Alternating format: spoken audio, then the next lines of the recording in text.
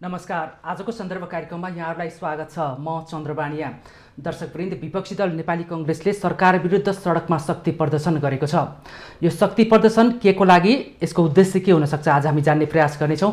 77 जिल्लामा एकै समयमा एकैपटक एकै दिन यो शक्ति प्रदर्शन गर्नु काङ्ग्रेसको लागि किन बाध्यकारी बन्यो, या काङ्ग्रेसको उद्देश्य के हुन सक्छ।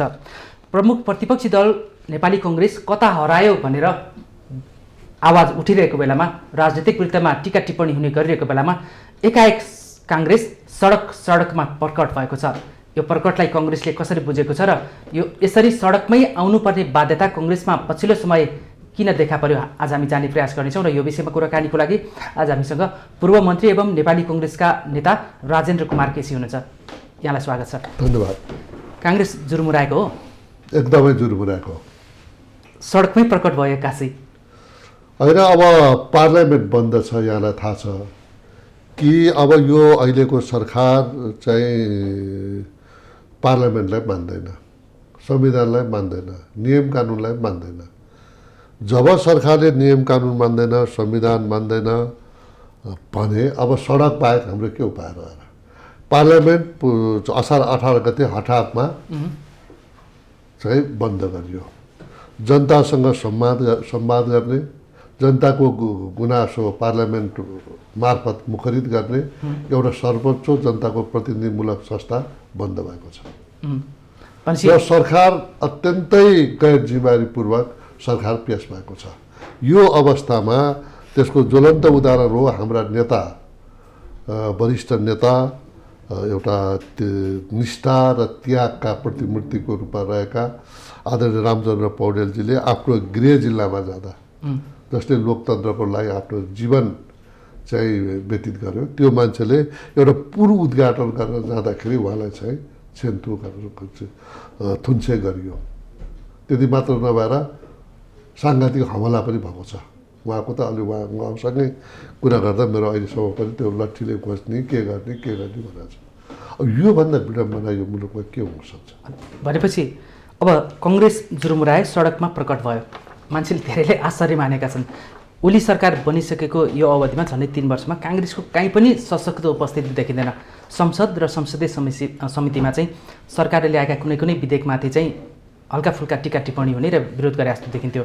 तर त्यस यताका कहीँ पनि कङ्ग्रेसको सशक्त उपस्थिति नदेखिँदा ओली सरकारको सारथीको रूपमा विपक्षी दल कङ्ग्रेस रहेको छ भनेर पनि काङ्ग्रेसभित्रैबाट प्रश्नहरू उठिरहेको अवस्थामा एकाएक सडकमा आउनुपर्ने परिस्थिति भन्ने चाहिँ तनहुमा केही समय अगाडि वरिष्ठ नेता रामचन्द्र पौडेललाई पक्राउ गरेकै कारण हो, मुद्दा यही हो?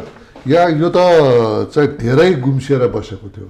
हामी एउटा शालीन प्रतिपक्षको नाताले सकारात्मक प्रतिपक्षको भूमिका निर्वाह गरौँ र 5 वर्षसम्म यो चाहिँ कम्युनिस्टको एमाले भन्नुहोस्, अब हिजोको माओवादी भन्नुहोस्, अहिले नेकपाको चाहिँ प्रष्ट चाहिँ जनताको फ्रेस जनादेश त्यहाँ छ।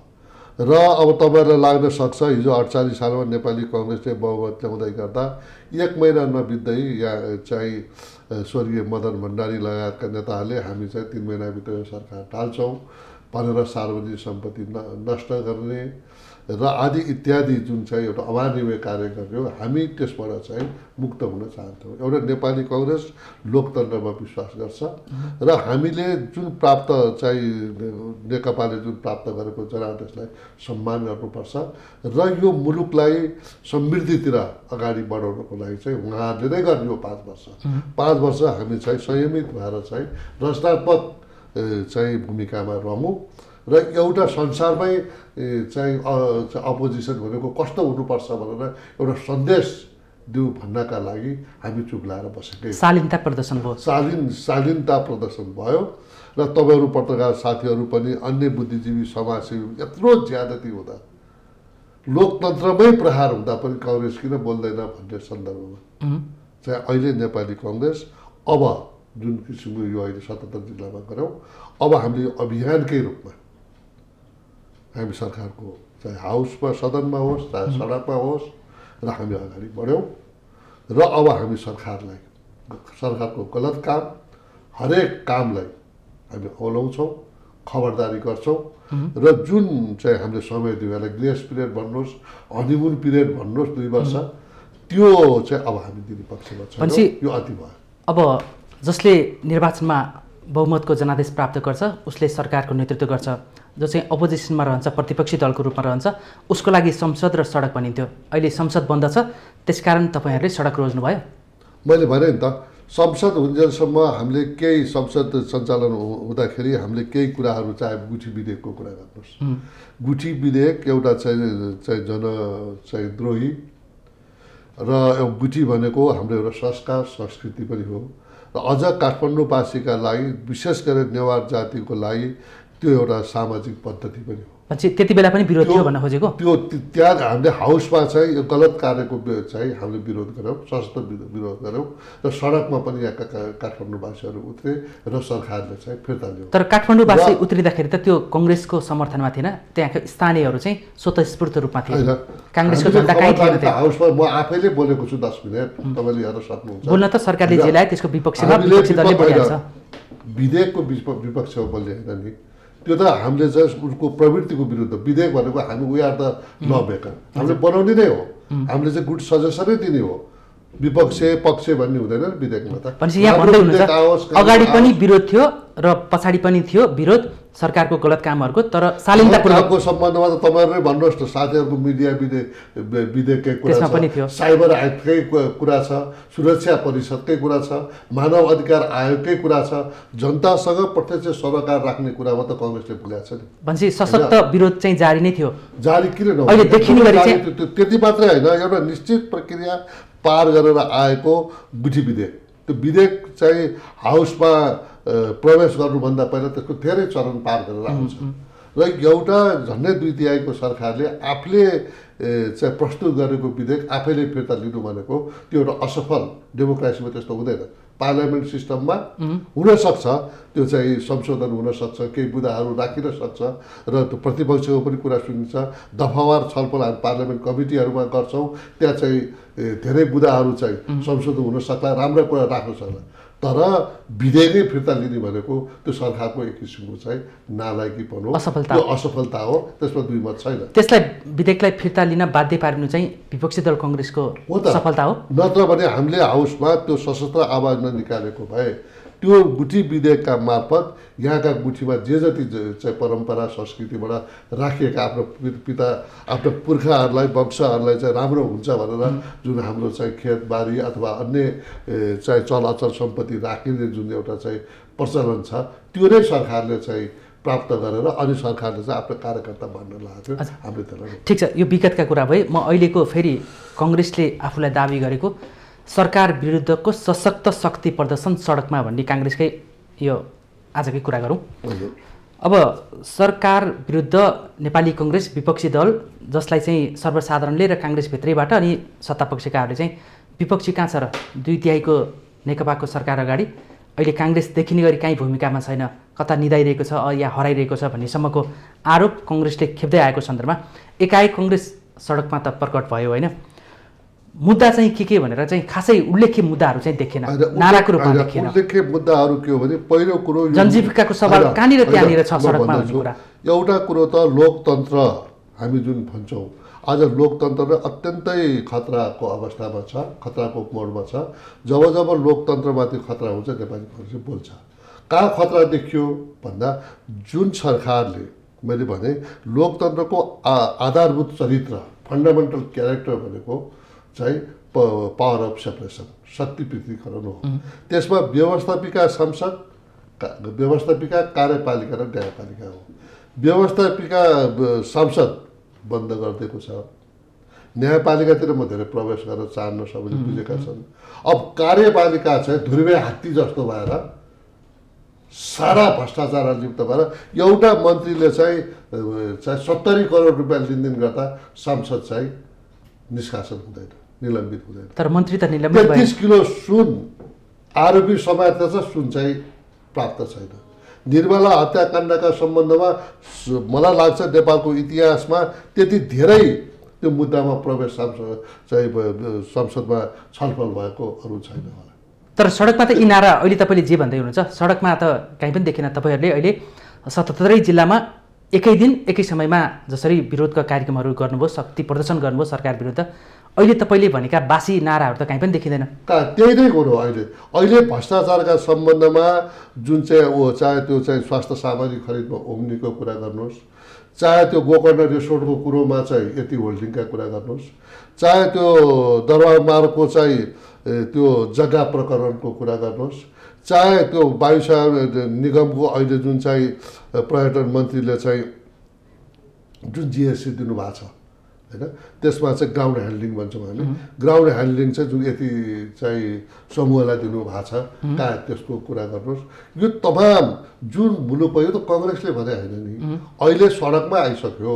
अन्तर्राष्ट्रिय क्षेत्रबाट ट्रान्सपारेन्सी इन्टरनेसनलको, नेपालको होइन, इन्टरनेसनलले उनीहरूले इन्टरनेसनल करप्सन ब्यारोमिटरमा 17 देशको चाहिँ उनीहरूले चाहिँ के कस्तो अवस्था छ करप्सनको भन्दा नेपालको प्रधानमन्त्रीलाई स्वयं प्रधानमन्त्री भ्रष्टाचारी र भ्रष्टाचारलाई चाहिँ डिफेन्स गर्ने प्रधानमन्त्री भनेर पहिलो नम्बरमा सूचीकृत गरिदिएको छ।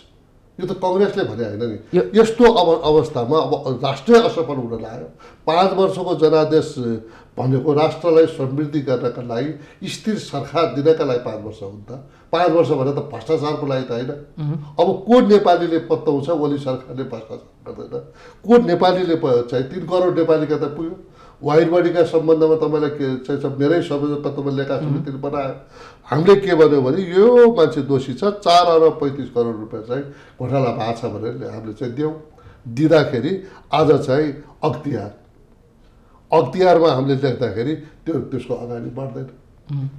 अब आदि इत्यादि कुरा गर्दा कसरी हुन्छ यो लुट्ने र आउँदो चुनावमा मैले सुनेको थिएँ कम्युनिस्टहरू धर्म मान्दैनन्, संस्कृति मान्दैनन्, पार्लियामेन्ट मान्दैनन्, जनादेश मान्दैनन्, एकदलीय सरकार, एकदलीय एकतन्त्र मान्छन् भन्ने मैले जुन पढेको थिएँ, त्यस कारण म कम्युनिस्ट भएन। तर त्यस्तै रहेछ त कम्युनिस्ट। अब अहिले त्यही त देखियो त। अब विपक्षको कुराहरू नसुन्ने र मैले जे गर्यो त्यो ठिक छ भन्ने र भ्रष्टाचार अब भए चाहिँ यो सरकारले भ्रष्टाचार गरेर भने 3 करोड नेपालीले पत्ताउँछ। राजेन्द्र केसी अहिले बोल्दै हुनुहुन्छ के साँच्चैकै यो सरकारले, नेकपाको सरकारले, ओली नेतृत्वको सरकारले अहिले तपाईँले भनेका आरोपहरूलाई पुष्टि गर्ने ढङ्गले काम गरेकै हो या विपक्षी दलको निर्वाह गर्दै हुनुहुन्छ? यदि कति चाहिँ दर्शकहरूले हेरिरहनु भएको होला, मैले तपाईँको चाहिँ टिभीमा आएर म एउटा सांसदको नातामा झुटो बोल्छु? झुटो बोल्नु मिल्छ? नबोल्न पर्ने हो, जनप्रतिनिधि हो। जनप्रतिनिधिले झुटो बोल्नु हुँदैन भन्ने मान्यतामा म जनप्रतिनिधि भएको हो। आज चाहिँ सेक्युरिटी प्रिन्टिङ प्रेसमा एउटा चाहिँ त्यो भ्रष्टाचार भएन भनेर कोही 3 करोड नेपाली पत्ताउनेवाला छ। वाइडबडीमा भ्रष्टाचार भएर कोही नेपाली पत्ताउनेवाला छ। 33 करोड सुनमा चाहिँ भ्रष्टाचार भएर कोही पत्ताउनेवाला छ। ओम्नी प्रकरणमा चाहिँ स्वास्थ्य सामग्री यस्तो संसार अब चाहिँ अत्यन्त कठिन अवस्थामा रहेको बेलामा स्वास्थ्य सामग्री खरिदमा पनि भ्रष्टाचार भयो। कोही भ्रष्टाचार छैन, सडकमा इनफ भनेर आयो त। ल यत्रा मुद्दा त रहेछ नि, यत्रा मुद्दा रहेछन्, तर 2.5 वर्षदेखि त्यत्रो पटक पटक सरकारको अनुभव लिइसकेको कङ्ग्रेस विपक्षी दल संसदमा त संसद बन्द भएर बोल्न पाइएन रे। यत्रो 2.5 वर्ष 3 वर्षसम्म चाहिँ के हेरेर बसेको त? आजकै दिन चाहिँ किन तोक्यो? हामीले भन्यौँ कि सरकारलाई एउटा चाहिँ जिम्मेवार प्रतिपक्षका नाताले जुन हामीलाई पनि पीडा थियो कि हाम्रो बहुमतको सरकारलाई म पनि अहिले भन्छु यो सरकार 5 वर्ष चल्नुपर्छ, यो मुलुकमा समृद्धि प्राप्त गर्नुपर्छ, यहाँका जनताले चाहिँ आफ्नो परिवर्तन सुखाद अनुभूति गर्नुपर्छ र अहिले जुन कोभिडको संसारले एउटा चाहिँ स्वास्थ्य उपचार पाइरहेको छ। पिसिआर जस्तो कुरोमा चाहिँ भ्रष्टाचार गर्छ र जनताले पैसा तिर, कहिले 2000 तिर, कहिले 5000 तिर, कहिले 4500 तिर, कहिले 15000 तिर, छिटो चाहियो 10000 तिर भनेर यो सरकार भन्छ। र अब काठमाडौँ भ्यालीमा अब घुस लिएर चाहिँ मान्छे प्रवेश गराउँछ। यहाँदेखि नादानी निष्क्रिय सरकारको संसारमा होला। यस्तो घटनाक्रमहरू देखिँदै पनि सरकारले काम गर्न सकेन भनेर आम जनताले आक्रोश पोखिरहेकै थिए। महामारीमा औषधि उपचार पाएनन्, आवत जावतमा कठिनाइ भयो, दैनिक उपभोग्य वस्तुहरू महँगी भयो भन्ने कुरा धेरै यावत विषयहरू थिए, मुद्दाहरू थिए।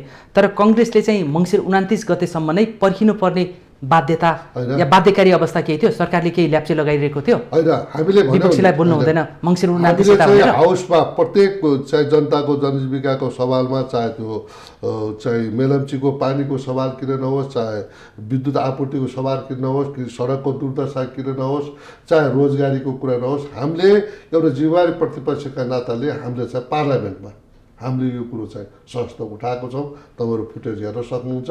र एउटा सडकमा, जुन सडकमा हिजो टायर बाल्ने र सार्वजनिक सम्पत्ति नष्ट गर्ने र प्रतिपक्ष भनेको यस्तो चाहिँ हुनुपर्छ भनेर चाहिँ जुन किसिमको छाप एमाले दियो, त्योबाट हामी मुक्त हुन खोज्थ्यौँ। र हामीले हाम्रो चाहिँ यो शालीनतालाई कमजोरीको रूपमा लियो। पत्रकार साथीहरूले पनि लिनुभयो, कङ्ग्रेस बोल्दैन भनेर। बोल्ने त जनताको समस्या र जनतासँग संवाद गर्ने थलो भनेको त पार्लियामेन्ट हो त। पार्लियामेन्टमा हामी चाहिँ बोलेका छौँ। मैले भने गुठीका सम्बन्धमा, 33 कुलको सुनका सम्बन्धमा र अन्य भ्रष्टाचारका सम्बन्धमा हामीले चाहिँ आवाज उठाएका छौँ, म लगाएर। भनेपछि मौन छैन, निदाएको छैन, कङ्ग्रेस हराएको छैन। कङ्ग्रेस निदाएको त्यो मुलुकै रहँदैन त। कङ्ग्रेस कहाँ निदाउँछ? ल ठिक छ, एउटा मङ्सिर 29 गतेको एउटा गतिलो सन्देश भने चाहिँ धेरैले काङ्ग्रेसकै कार्यकर्ताले पनि हाम्रो पार्टीका नेताहरू त कता हराए। पार्टीको आगामी 14औं महाधिवेशन नेतृत्वको सवाललाई लिएर पार्टीभित्र मारमुङ्ग्री चलिरहेको छ। त्यसकारण सरकारले जे गरे पनि मौनता साँधिरहेको छ, समर्थन गरिरहेको छ भन्ने सन्दर्भमा काङ्ग्रेस सुतेको छैन, हराएको छैन भन्ने कुरा सडकमा प्रकट भएर देखेको छ। यस्तै चाहिँ काङ्ग्रेस जीवित छ भन्ने चाहिँ मङ्सिर 29 गतेको घटनाक्रमले स्पष्ट पारेको छ होइन? हुन त त्योभन्दा अगाडि पनि तनहुँको घटनाले कहाँ जीवित छैन भने कङ्ग्रेसको एउटा शालीनतालाई, एउटा जिम्मेवार प्रतिपक्षलाई मृत अवस्था भनेर भन्नु त गलत कुरा हो नि। ठिक छ, कङ्ग्रेसले जुन किसिमको शालीनता देखायो त्यसलाई कमजोरीको रूपमा लियो। अब हेर्नुहोस् न, कङ्ग्रेस जब जब जागेको छ, हजुर 104 वर्षको राणा शासन त कङ्ग्रेसले फाल्यो नि। हो 46 साल त वीर गणेश मान्जीकै नेतृत्वमा छोडेका कम्युनिस्टले ल्याएर त राजालाई संवैधानिक भन्यो नि। 62-63 आन्दोलनमा गिरिजाप्रसाद कोइरालाले चाहिँ नेतृत्व गरे नि। त्यति मात्र नभएर 64 सालमा इतिहास मात्रै होइन, वर्तमान हो। 64 सालको संविधान सभाको चुनावमा 2 वर्षको अवधिमा हामी यो मुलुकमा चाहिँ संविधान सभाका मार्फतबाट जनताको प्रतिनिधिका मार्फत संविधान दिन्छौँ भन्यौँ।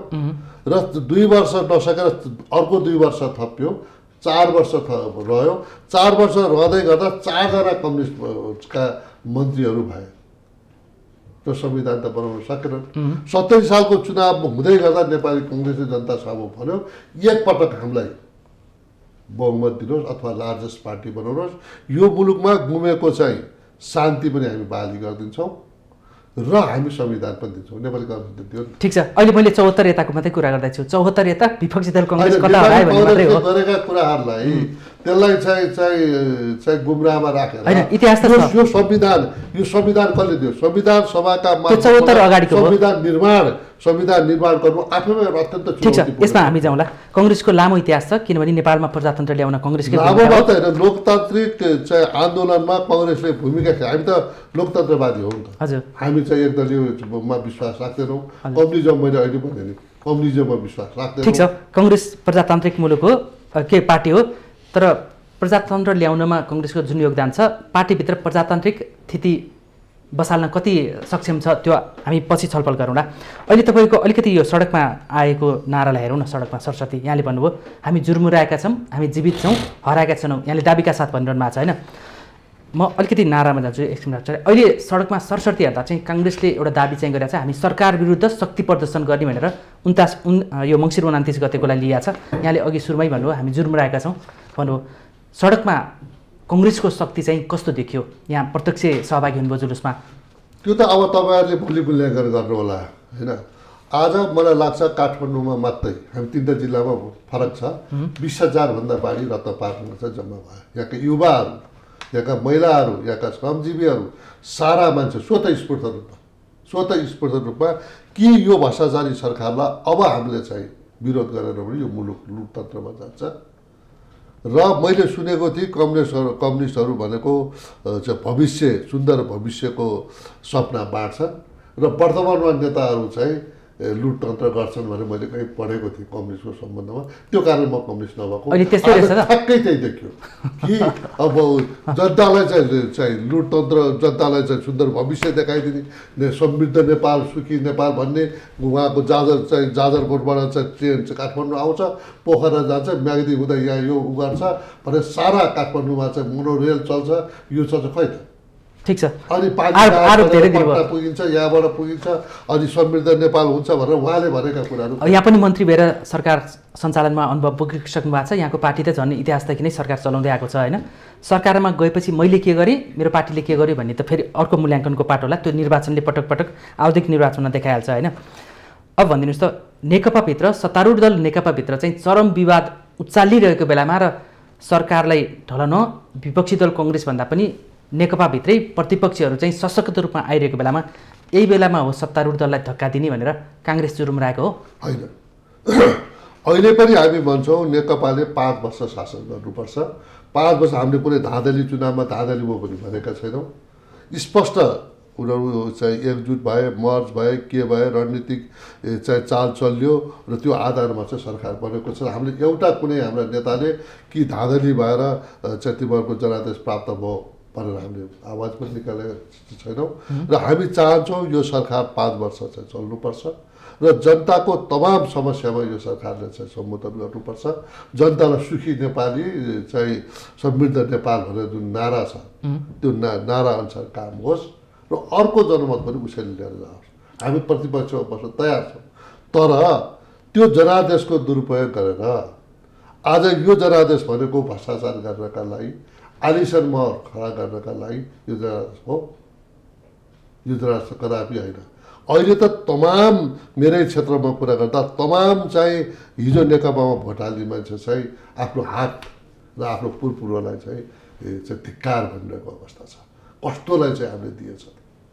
हिजो कङ्ग्रेसलाई त गाली गर्ने कम्युनिस्टहरू आज त यो अहिले भ्रष्टाचारको कुरो हामीलाई लाग्दैन कि उनीहरू फुटोस्, अथवा यो फुट्नु भनेको हामीले संविधानमा लेखेका छौँ कि यो फुट र टुटको राजनीतिले स्थिर सरकार दिँदैन, स्थिर सरकार नभइकन मुलुकको समृद्धि प्राप्त हुँदैन भनेर क्लियरली हामीले चाहिँ यो उसमा चाहिँ संसदीय दलमा पनि र उसमा चाहिँ केन्द्रीय समितिमा पनि 40% चाहिन्छ भनेर हामीले लेखेको छ। कङ्ग्रेस स्थिर सरकारकै चाहनामा छ। स्थिर सरकारको पक्षमा छौँ हामी र यो सरकारको अझ पनि बुद्धि आओस्, यसले राम्रो काम गरोस्। जनताको अहिले कोभिडको यत्रो महामारी छ, अब जनताले एउटा स्वास्थ्य सुविधा जस्तो संविधानमा लेख्यौँ, मौलिक हकमा लेख्यौँ र एउटा गरिब मान्छेले आज एउटा हस्पिटल हेर्नुहोस् 40,000-20,000-30,000 लाख रुपियाँले एउटा चाहिँ 15-20 दिन हस्पिटल नपुग्ने अवस्था। यो अवस्थामा सरकारले चाहिँ स्वास्थ्य जस्तो छ 27 अरबको चाहिँ सेक्युरिटी प्रिन्टिङ प्रेस किन्न तयार हुने सरकार, अब 40 अरबको चाहिँ भ्याक्सिन चाहिँ दिन पैसा छैन भन्छ। अब त्यो त्यहाँ चाहिँ अब के भन्ने, जनताको पक्षमा यो सरकार छैन भन्ने कुरो त क्लियर देखियो। आजको टड्कारो समस्या भनेको जनतालाई कोभिडबाट मुक्त हुने र हाम्रो जुन अर्थतन्त्र हो त्यसलाई फेरि रिभाइभ गर्ने र अगाडि बढ्ने आजको आवश्यकता हो। आज जनता तडपिरहेका छन् र कतिपय चाहिँ मान्छेले हस्पिटल जान नपाएर मृत्युवरण गरिरहेका छन्। यो सरकार चाहिँ मुखदर्शन बनेको छ र त्यसमा पनि स्वास्थ्य सामग्री जस्तो एउटा सामान खरिदमा चाहिँ यो सरकार भ्रष्टाचार गर्छ भनेपछि अब जनता चुप्लाएर बस्छ। हजुर, सरकारले क्षमताअनुसार गर्दैछु भनेर उसको दाबी आफ्नो ठाउँमा छ। अघि यहाँले एउटा प्रसङ्ग उठाउनु भयो, मेरो क्षेत्रमा विगतमा कम्युनिस्टलाई भोट हाल्नेहरू अहिले पुरपुरोमा हात हालेर चाहिँ पछुताइरहेका छन् भन्नुभयो होइन। यहाँले त शक्तिशाली ठुलो पार्टी नेकपाकै अध्यक्ष प्रचण्डलाई नै त्यहाँबाट पराजित गर्नुभएको।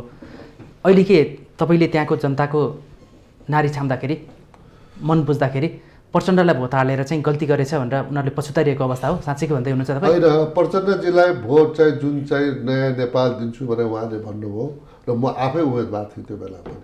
उहाँले चाहिँ निर्वाचनमा विजय हुनुभयो र 64 सालमा विजय उहाँ चाहिँ मैले चाहिँ 12,000 मत ल्याउँदा उहाँले 25,000 मत ल्याउनुभयो। 4-5 वर्षकै बिचमा फेरि 70मा चुनाव हुँदाखेरि उहाँ 12,000 बस्नुभयो, म 25,000 भन्दै।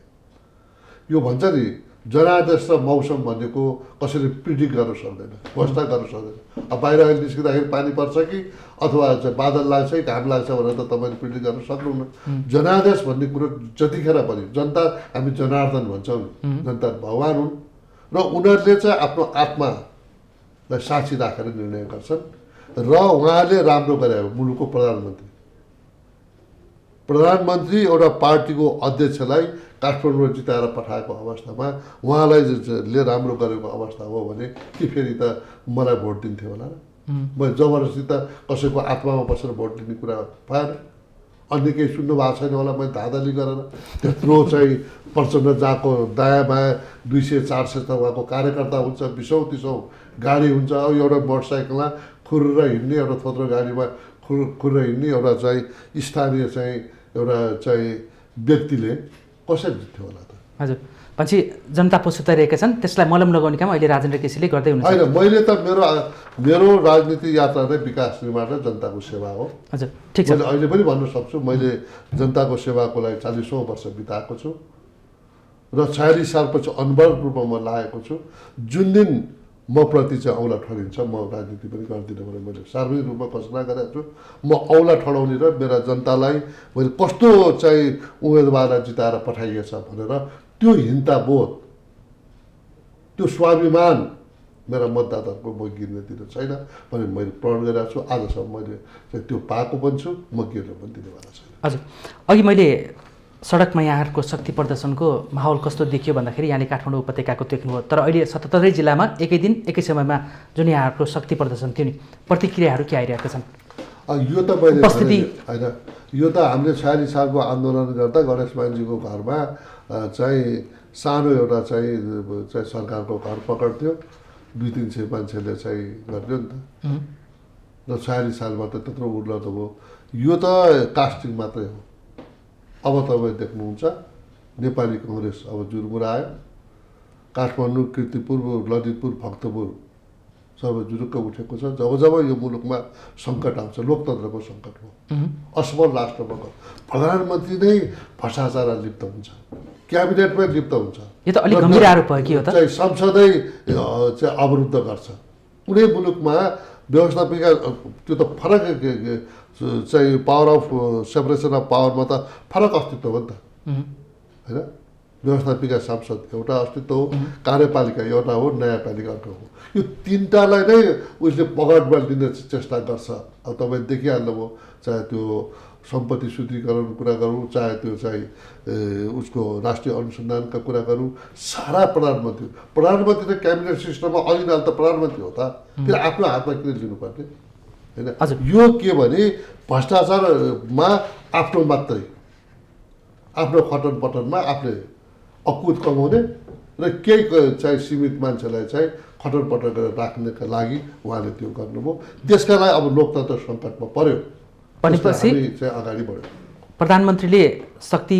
पृथकीकरणको सिद्धान्तलाई चाहिँ मान्नु भएन त्यसकारण अब लोकतन्त्र सङ्कटमा पर्दैछ कङ्ग्रेस सडकमा आयो यो कास्टिङ मात्रै हो भन्ने कुरा एक्ज्याक्टली यो मङ्सिर 29 गतेको कास्टिङ मात्रै हो अब कङ्ग्रेस अझ ठुलो हुरी बतास ल्याउने धेरै हुरी बतास उहाँले त अस्ति भन्नुभयो कि पङ्खाले के भन्नुभयो अहिले पङ्खाले हुरी बतास ल्याउँदैन भनेर उहाँकै पार्टीलाई हामीलाई भनेको छैन अब उहाँले देख्नुहुन्छ कि कङ्ग्रेस अब कङ्ग्रेसले चाहिँ यो हुरी बतास आगामी निर्वाचनलाई लक्षित गरेर ल्याउँदैछ या अहिले बालुवाटारमा अहिले जुन हुन्डरी भइरहेको छ बालुवाटारभित्र जुन किचलो भइरहेछ त्यसलाई केन्द्रित गरेर त्यो पटक्कै होइन मैले भने नि यो उहाँको पार्टीको कुरो हामी चाहन्छौँ 5 वर्ष यो चाहिँ स्थिर सरकार चाहिन्छ तर स्थिर सरकारको नाउँमा भ्रष्टाचार होइन स्थिर सरकारको नाउँमा चाहिँ यो जनता मारा चाहिँ विधेयकहरू होइन स्थिर सरकारका नाउँमा जनविद्रोही काम होइन हामी स्थिर सरकार यो अवस्थामा चाहन्छौँ कि जनताका यावत हाम्रो रिसोर्सेसहरू हाम्रो स्रोत साधनले भ्याएछौँ पेलम्ची किन आएन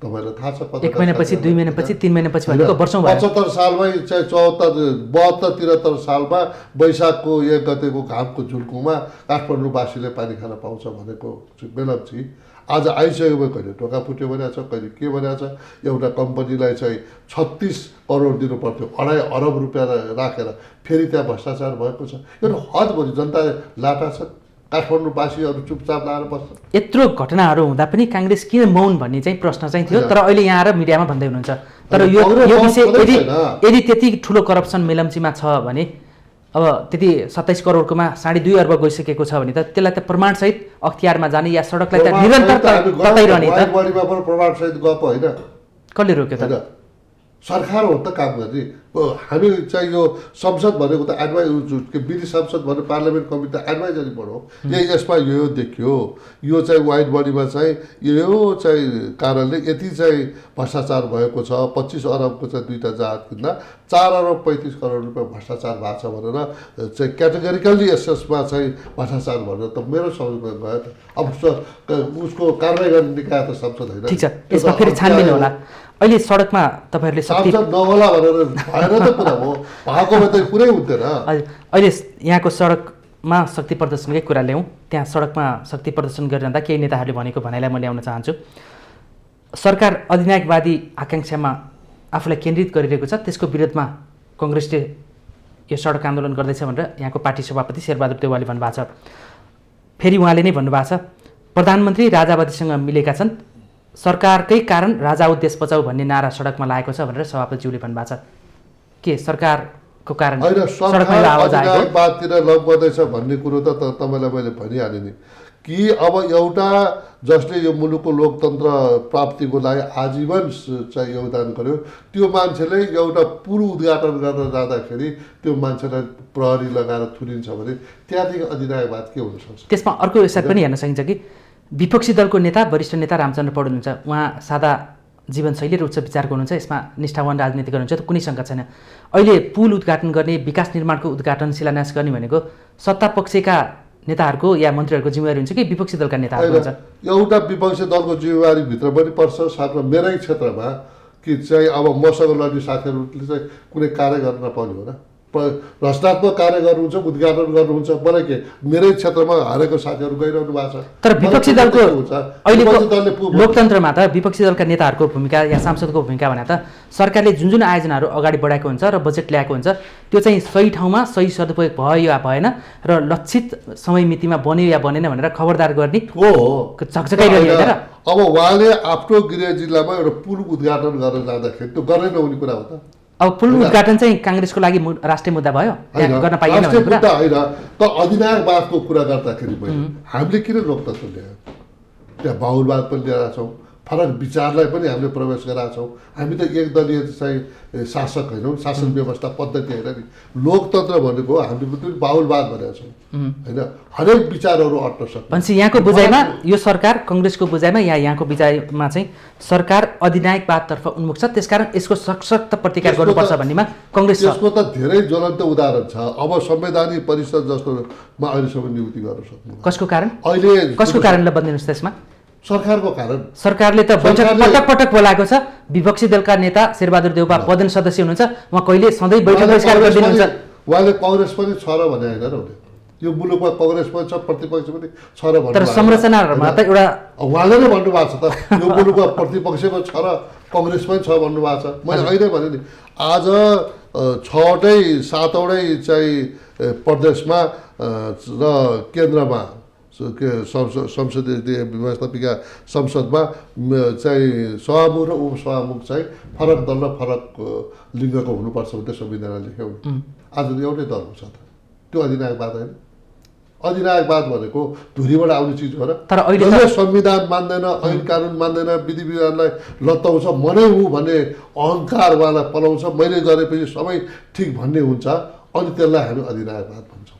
कि सबैको कुरा सुन्ने र विशेष गरेर ल एन्ड अर्डर भन्छौँ, विधि र विधानलाई आत्मसात गर्ने, संविधानलाई मान्ने। सरकारको काम भनेको त संविधानलाई आत्मसात गरेर अगाडि बढ्ने हो त। संविधान त भर्खर आयो। ठिक छ, सभामुख र उपसभामुख फरक दल र फरक लिङ्गको हुनुपर्ने ठाउँ भएन भन्नेमा एउटा सरकार चाहिँ अधिनायकवादतर्फ उन्मुख छ कि भन्नेमा त्यसमा देखियो होला। अहिले त्यसमा त केही करेक्सन हुन खोज्या हो कि जस्तो देखिन्छ नि। सभामुख अहिले नेकपा हुनुहुन्छ, उपसभामुख लामो समयदेखि रिक्त छ, यो काङ्ग्रेसकै अडानका कारण हुनसक्छ। यसलाई अलिकति सच्याउने काममा चाहिँ कङ्ग्रेसको दबाब चाहिँ पुग्दैछ कि होइन? यो दबाब त हामीले चाहिँ हाउसमा चाहिँ धेरैचोटि चाहिँ गरिसक्यौँ। मैले केवल यो चाहिँ केन्द्रमा मात्रै होइन, 7वटै प्रदेशमा चाहिँ त्यो अवस्था छ। अब करिब करिब आधा चाहिँ समय हामीले चाहिँ ऊ गरिसक्यौँ, तर यो अवस्थामा अब आउने समय यसै गरेर लिएर गएर ठिक छ, प्रतिपक्षलाई दिने नै भने हामीले दिनु परेन, हामी दिँदैनौँ। संवैधानिक परिषदमा कङ्ग्रेसले भाग बन्न नदिए भइगयो नि, कङ्ग्रेसलाई किन दिनु पर्यो? तर बदनाम गरेर कङ्ग्रेसलाई त्यहाँ मधेसीवादी पनि छ। संविधानको आशय भने चाहिँ प्रतिपक्षलाई नै हो, प्रमुख प्रतिपक्ष दललाई नै, प्रतिपक्ष त सबै भए, प्रमुख सत्ता हुँदाखेरि जस्तो लेखा समिति चाहिँ सरकारको चाहिँ काम र पारदर्शी र सुशासनमा केही भयो भने चाहिँ उसले खबरदारी गर्न पाउने समिति हो त्यो, विशेष गरेर रकमका कुराहरू त्यहाँ विपक्षी दललाई दिने चलन छ हैन? अहिले देखेकै छ अहिले पनि कांग्रेसको हुन्छ, संसारको त्यो चाहिँ प्रचलन हो त्यो। केही समय अगाडिसम्म त्यसमा पनि सत्तापक्षकै थियो, केही समय अगाडि थियो, तर हामीले सुरुमा चाहिँ लिएका छौँ। सुरुमै यसमा प्राप्त भन्छ र हामीले त गलत कुरो चाहिँ कहाँ लेख्ने भन्दा यहाँ गलत छ भनेर हामी त कारवाही गर्ने होइनौँ नि। तर एउटा छ नि मान्यज्यू, यो संवैधानिक परिषदमा चाहिँ कांग्रेसले हलो अड्काउने काम गरेछ। त्यो बिल्कुल 7 पटक उहाँले प्रधानमन्त्रीलाई बालुवाटारमा खुसु भेट्नु भएको छ, तर पदाधिकारीमा बार्गेनिङ गरेर कुरा नमिलेपछि आफू अनुकूलका व्यक्ति नपर्ने भएपछि उहाँले संवैधानिक परिषदको औपचारिक बैठकमा जान छोडेर 4-5 वर्षदेखि रिक्त रहेका 11वटा आयोगका 45 पद रिक्त छन्, जसमा विपक्षी दलका नेताको असहयोगका कारण भनेर त सरकारले पटक पटक बार भन्दै आएको छ। यो आरोपबाट मुक्त कहिले हुने? होइन, सरकारले त अध्यादेशै ल्याएको छ। सरकारले जब यो संवैधानिक निकायमा पार्लियामेन्ट सिस्टममा के हुन्छ भन्नुहुन्छ भने एउटा त्यहाँ चाहिँ आफ्नो कार्यकर्तालाई भर्ती गर्नका लागि संवैधानिक निकाय होइन, हामीले संवैधानिक चाहिँ आयोगका सम्बन्धमा हामीले कतिवटा आयोग चाहिने, चाहे लोकसेवा होस्, चाहे निर्वाचन होस्, चाहे मानव अधिकार आयोग हो, त्यो जुन आयोग त्यो व्यवस्थापिका संसदको वार्षिक बजेटभन्दा पनि बाहिर पर्छ, सर्वसञ्चित कोषबाट त्यो अलग र सुअस्तित्व भएको संस्था हो भनिन्छ। त्यसमा एउटा राम्रो मान्छेहरू, पार्टीका चाहिँ क्याडेट भन्दा पनि एउटा चाहिँ निष्पक्ष मान्छेहरू आज अख्तियार जस्तो ठाउँमा चाहिँ अब पार्टीको क्याडेट रहेर चाहिँ अध्यक्ष बनाइन्छ। अख्तियारमा कांग्रेसले आफ्नो भाग खोजेको हो, भागभण्डा खोजेको हो। हेरिरहनु कांग्रेसले यो कांग्रेसलाई एक किसिमको प्रचार गरेको हो। जयबहादुर चन्दलाई चाहिँ तपाईँको पार्टीका सभापति शेरबहादुर देउवाले नामै लिएर बालुवाटारमा प्रधानमन्त्रीलाई पटक पटक भेटेर दबाब दिइरहनु भएको छ। हाइपोथेटिकल कुरा हामी नलागौँ, नामै आइसक्यो बाहिर। होइन, त्यो बाहिर त आयो होला, कसरी आयो, तर हामीले के भनेका छौँ भने 5 वर्ष जुन चाहिँ जनादेश पाएको छ नेपाली कांग्रेसले भागभण्डा खोज्ने होइन। हिजो 64मा त्यस्तै अवस्था थियो, सबै दल मिलेको थियो, भागभण्डामा चलेको थियो। अहिले स्पष्ट खाले जनादेश प्राप्त भएको हुनाले अहिले चाहिँ कुनै चन, कुनै मल्ल, कुनै चाहिँ छेत्री बाहुन कुरा होइन, हामी चाहिँ भागभण्डामा जानु हुँदैन।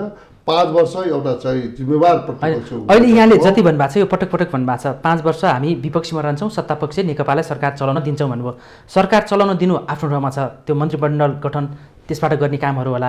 अहिले संवैधानिक रूपमा गठन भएका कतिपय संरचनाहरू अहिले विपक्षी दलका असहयोगका कारण अहिले पेन्डुलम जस्तो भइरहेको छ, अकर्मण्य बनिरहेको छ नेतृत्वको निर्णय गर्न नसकेका कारण। जस्तै संवैधानिक परिषदको बैठकमा विपक्षी दलका सभापति शेरबहादुर देउवाले गएर बैठकमा औपचारिक बैठकमा गएर आफ्ना असहमति या चाहिँ सहमतिमा यो हुनसक्छ भनेर रोस्टरमाथि छलफल गरिदियो भने के फरक पर्छ? रोस्टर बनाएर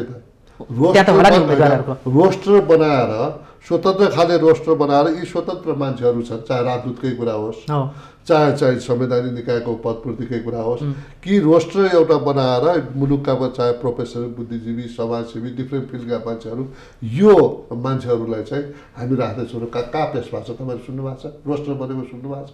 त्यो त बैठकमा गएपछि आउने होला नि। त्यो त जस्तो बैठक बस्नुभन्दा अगाडि 48 घण्टा अगाडि जानकारी दिने बैठकका कार्यको बारेमा भन्ने छैन, बैठकको एजेन्डाको बारेमा। तपाईँले 3 वर्षदेखि 5 वर्षदेखि खाली गर्नुभयो, यो मान्छेको चाहिँ रोस्टर बनाएर छ, यसमा चाहिँ 7 जना मान्छे चाहिँ रोस्टरमा चाहिँ रहेछ, यो मान्छेलाई चाहिँ शेरबहादुरले। त्यो त बैठकमा गएपछि नै थाहा हुने हो मान्यज्यू। होइन, उहाँले त बैठक बोलाएर त धेरै पटक बोलाउनु भयो। त रोस्टर तयार गर्ने भनेको त इन्टरनेसनल प्र्याक्टिस हो एउटा, कि संवैधानिक निकायहरूमा पदपूर्ति भनेको पार्टीगत हुनु हुँदैन, त्यसमा समाजका एक्सपर्टहरू र समाज विज्ञ साथीहरूलाई त्यहाँ समावेश गरेर निष्पक्ष साथीहरूलाई मैले अहिले भने नि तपाईँलाई, अब मानव अधिकार आयोगमा एउटा कांग्रेसको अथवा एउटा एमालेको मान्छेलाई के हुने, अख्तियार जस्तो ठाउँमा हामीले चाहिँ पार्टीको क्याडर राख्थ्यौँ, के हुँदो? आज अख्तियार के अवस्थामा रह्यो कि जनतालाई त्यो चाहिँ भ्रष्टाचारप्रति चाहिँ काम हुन्छ भनेर जनतालाई आश्वस्त पार्यो उसले। जस्तो निर्वाचन आयोगले आश्वस्त भागभण्डामा हुनु हुँदैन भन्ने पक्षमा के तपाईँहरू भागभण्डामा हुनुपर्छ भन्ने पक्षमा? भागभण्डा हुनु हुँदैन, निष्पक्षसँग राम्रा मान्छे रोस्टर चाहिँ तयार गरेर यो मान्छे चाहिँ मैले चाहिँ निर्वाचन आयोगमा लान्छु, यो मान्छे लोकसेवामा लान्छु, अनि सार्वजनिक गर्नु पर्यो पहिले भनेर त्यो रोस्टर भनेकै त्यही हो। ठिक छ, त्यो तयार पारेपछि अनि शेरबहादुरले त्यो मान्छेको कसरी चाहिँ हाम्रो प्रतिपक्षी नेताले विरोध गर्छ हामी पनि बोल्छौँ नि। हामीले भागभण्डा गर्नु हुँदैन र एउटा समाज भागभण्डा गर्नु हुँदैन सैद्धान्तिक पक्ष भयो, भागभण्डा खोज्या चाहिँ हो कि होइन? होइन, पटक्कै होइन। होइन। ठिक छ, यो कुरालाई यहीँ टुङ्ग्यौँ, हामी समयको अन्त्यमा छौँ। अब यहाँको पार्टीको बारेमा कुरा गरेन भने यो कार्यक्रम अपुरो हुनसक्छ। काङ्ग्रेसको आसन्न 14औं महाधिवेशन आउँदैछ, त्यतापट्टिको लफडा काङ्ग्रेसभित्र छँदैछ, त्यसका बावजुद सरकारलाई एउटा धक्का दिन भनेर तपाईँहरू सडकमा शक्ति प्रदर्शन त गर्न आउनुभयो होइन? 14औं महाधिवेशनमा चाहिँ पार्टीभित्रैको शक्ति सङ्घर्ष चाहिँ कस्तो रहेको छ? कस्तो व्यक्ति अबको नेतृत्वमा आउनुपर्छ? होइन, अहिले के छ भने नेपाली कङ्ग्रेस जुन एउटा ऐतिहासिक पार्टी हो, तपाईँहरूलाई पनि थाहा छ, इतिहासमा अहिले कमजोर अवस्थामा नेपाली कङ्ग्रेस गुजिरहेको छ। त्यो कमजोर भनेको हामीले चाहिँ त्यसलाई मापन गर्ने भनेको जनादेशै हो कि हाम्रो स्थानीय सरकारमा हाम्रो प्रतिनिधित्व कति रह्यो, प्रदेशमा कति रह्यो र केन्द्रमा कति रह्यो होइन। 15 सालमा 2/3 लिएर आएको पार्टी, 48 सालमा बहुमत लिएर आएको पार्टी, 56 सालमा बहुमत लिएर आएको पार्टी आज खुम्चेर 165 सिटमा 17 सिटमा सिला खोज्या भन्छौँ नि हामी, त्यो अवस्थामा भयो।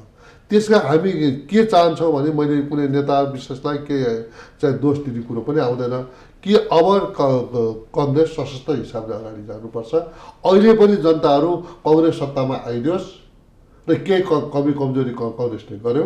51 सालमै चाहिँ कङ्ग्रेसले एउटा मिड टर्म पोल गर्यो, जहाँदेखि चाहिँ नेपाली कङ्ग्रेसको चाहिँ उधोगति भन्छ नि होइन, उधोगति सुरु भयो। अब यस्तो खालले नभएर एउटा राम्रो र नेतृत्व लिन सक्ने र मुलुकलाई ड्राइभ गर्न सक्ने मान्छे आओस् भन्ने चाहना त्यो अनुहार को हुनसक्छ? त्यो त अब कार्यकर्ताले फैसला गर्ने कुरा हो नि। राजेन्द्र केसी त्यो अनुहारभित्र पर्छन् या पर्दैनन्? होइन, मैले त अहिले सभापतिको ख्वाब पनि राखेको छैन, म त्यो अनुहार अहिले पर्दिनँ। कुनै पदाधिकारीको दावेदार हुनसक्छ, सेन्ट्रल कमिटीमा भूमिका हुनसक्ला, अन्य उसमा मेरो भूमिका हुनसक्ला, मेरो तहबाट भूमिका होला, तर यो चाहिँ नेपाली कङ्ग्रेस सिङ्गो नै ड्राइभ गर्ने मेरो अहिले त्यो इच्छा पनि। ल ठिक छ, उसै नेतृत्वको कुरा गर्दा चाहिँ केही युवा नेताहरूले अबका दिनमा भावी नेतृत्वमा देउबा र रामचन्द्र पौडेल आकाङ्क्षी नभइदिए हुन्थ्यो, उहाँ चाहिँ छाताको रूपमा रहेर उहाँले चाहिँ ब्याकअपमा बसेर अरू युवाहरूलाई अगाडि नेतृत्वमा सार्दै हुन्थ्यो भन्ने कुरा पनि यही फोरममा आएर बोलिरहनु भएको छ। तपाईँको यसमा कुनै मत छ? होइन, अब चाहिँ हेर्नुहोस् न, अब यो सेन्चुरी भनेको युवाकै हो होइन, र सकभर चाहिँ अब हिजो धेरै त्याग तपस्या बलिदान दिनुभएको नेताहरूले चाहिँ संरक्षकको भूमिका चाहिँ मा बसेर युवाहरूलाई अगाडि बढाउनु भए राम्रो हुन्थ्यो। तर मलाई लाग्दैन कि अब चाहिँ हामीले बढा भनेर, जस्तो चाहिँ अमेरिकामा 77 वर्षको चाहिँ वयलेट चाहिँ अहिले भए उमेरले पनि छैन, यो क्रियाशील र सक्रियताको कुरा हो। त्यसकारण चाहिँ अब मैले भने नेपाली कङ्ग्रेस इतिहासमा अत्यन्त कमजोर अवस्थामा छ। जनताको चाहना पनि नेपाली कङ्ग्रेस एकपटक फेरि यो सत्तामा आओस् भन्ने जनताको चाहना छ। त्यो सबैलाई आत्मसात गरेर नेपाली कङ्ग्रेसलाई ड्राइभ गर्न सक्ने एउटा नेतृत्व खोजी भइरहेको छ। यो अलि अमूर्त भयो मान्यज्यू, यसमा अलिकति क्लियर गरौँ। अबको नेतृत्वमा 14औं महाधिवेशनमा उम्मेदवार रामचन्द्र पौडेल भर्सेस शेरबहादुर देउबा नै हुनुपर्छ या प्रकाशमान भर्सेस विमलेन्द्र निधि या शेखर कोइराला या अन्य कोही? होइन, मैले भने नि त्यो त अब मेरो व्यक्तिगत हिसाब कुरा गर्दाखेरि मैले अहिले पनि क्लियरली भनिसकेँ कि अब व्यक्तिको कुरा आएर व्यक्तिगत मेरो धारणा के हो भने अब नेतृत्व इतिहासमा सर्वथा कमजोर भएका कारणले नेतृत्व चाहिँ अब चाहिँ युवामा आउँदाखेरि राम्रो हुन्थ्यो कि भन्ने मेरो कुरा हो। को त युवा? युवा त धेरै छन् नि, अब यो भनेर मैले गगन थापासम्म युवा छन्, प्रदीप पौडेलसम्म छन्। हाम्रो पार्टीमा त 60 वर्षकै युवा हुन्छ, त्यसकारण 65 वर्षलाई पनि युवा भन्छौँ हामी। यो भनेर व्यक्तिको होइन, त्यो त अब बाङ्लादेशको प्रतिनिधिहरूले चाहिँ चयन गर्ने कुरा हो। उहाँहरूले अब नेपाली कङ्ग्रेसलाई साँच्चै नै ड्राइभ गर्न सक्ने र नेपाली कङ्ग्रेसलाई अब चलायमान गरेर चाहिँ नेतृत्व दिन सक्ने र आफ्ना कार्यकर्ता मात्र होइन साँच्चै नै मुलुकलाई समृद्ध। त्यो भनेको चाहिँ को त एउटा अनुहार स्केच गरिदिनुहोस् न, प्रकाशमान सिंह हो होइन? मैले होइन, सुन्नुहोस् न, प्रकाशमान सिंह रामचन्द्र पौडेल व्यक्तिगत रूपमा मैले कुरा मिल्दैन। त्यो त मेरो एउटाको भर्डिक्टले के हुन्छ र एउटा आम हाम्रो चाहिँ जुन चाहिँ अहिले चाहिँ 8 तहको हामी चुनावमा छौँ, त्यो फिल्टर भएर जुन चाहिँ एउटा जज गर्न सक्ने, निर्णय गर्न सक्ने हामी चाहिँ प्रतिनिधि ल्याउँछौँ। त्यो प्रतिनिधिले निर्णय गर्छ, बहुमतको आधारमा आउँछ। हस्, समय सकिएको छ। महत्त्वपूर्ण विचार र समयको लागि यहाँलाई धन्यवाद। हस्, नाम म त पनि पटक्कै खोल्नु भएन, हजुर नाम खोल्नु भएन, यसको लागि पनि यहाँलाई धन्यवाद। धन्यवाद छ तपाईँको चाहिँ यो लोकप्रिय टिभी मार्फत मेरो पनि आफ्नो विचार राख्ने मौका दिनुभयो तपाईँलाई पनि। हस्, फेरि धन्यवाद। आदरणीय दर्शकवृन्द, आजको श्रृङ्खलामा हामीले विपक्षी दल नेपाली कङ्ग्रेस कता हरायो भनेर खोजी भइरहेको बेलामा एकाएक सडकमा प्रकट भएको छ। 77 जिल्लामा एकै दिन एकै समयमा काङ्ग्रेसले सरकार विरुद्ध विशाल शक्ति प्रदर्शन गरेको छ। यसको कारण आज हामीले जान्ने र बुझ्ने प्रयास गऱ्यौँ। आजको अतिथिमा हामीले नेपाली कङ्ग्रेसका नेता एवं पूर्व मन्त्री राजेन्द्र केसीसँग जान्ने र बुझ्ने प्रयास गऱ्यौँ। यिनै संवादको साथ आजको श्रृङ्खलाबाट म चन्द्रबानिया बिदा हुन्छु। सत्य, तथ्य र निष्पक्ष समाचारको लागि माउन्टेन टेलिभिजन हेर्दै रहनुहोला। नमस्कार।